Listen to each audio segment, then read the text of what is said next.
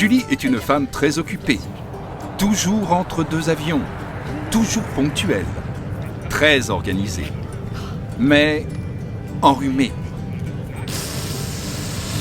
Julie sait très bien qu'en cas de rhume ou même de rhinite allergique, prendre l'avion présente un risque, celui de l'otite barotraumatique.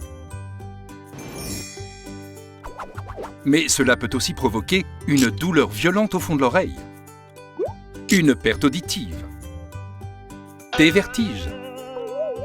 Et oui, lorsque l'avion descend, la pression augmente et pousse le tympan vers l'intérieur de la tête, ce qui peut entraîner une sensation d'oreille bouchée. Comment y remédier? 3 techniques sont possibles pour ouvrir les trompes d'Eustache et ainsi rééquilibrer la pression des 2 côtés du tympan. 1. La déglutition. Très bien, Julie. Mais attention, ne surtout pas dormir en descente. Les déglutitions sont plus espacées pendant le sommeil. 2. Le bâillement. 3. La manœuvre d'auto-insufflation, dite manœuvre de Valsalva. Fermez la bouche et le nez et soufflez, sans jamais forcer. Le petit ploc signifie que les trompes se sont ouvertes. Cependant, en cas de rhume, ça peut ne pas fonctionner. Que faire alors? Avant le vol, lavage de nez indispensable. Et testez absolument la bonne ouverture de vos trompes d'Eustache. Pas de ploc? Il est impératif d'aller consulter un médecin.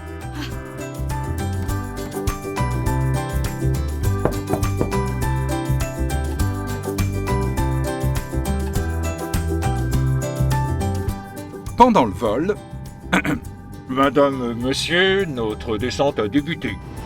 ouvrez régulièrement vos trompes d'Eustache en bâillant ou par la manœuvre de Valsalva.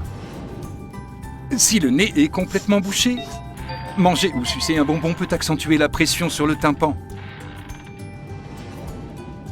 Et si cela ne suffit pas, essayez la manœuvre de Valsalva améliorée. Bâillez la bouche fermée, la mâchoire baissée, et pendant ce temps, bouchez-vous le nez et soufflez. En dernier recours, humidifiez vos tympans, soit en appliquant sur l'oreille un gobelet contenant une serviette en papier imbibée d'eau chaude et essorée. C'est une technique connue sous le nom d'oreille de Mickey.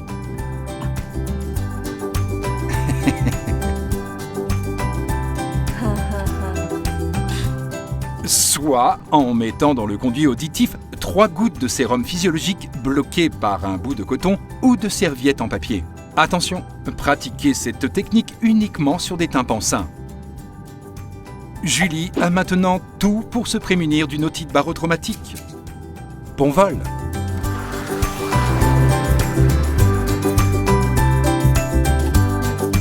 Hey, psst, pensez à télécharger notre guide pour adopter les bons gestes.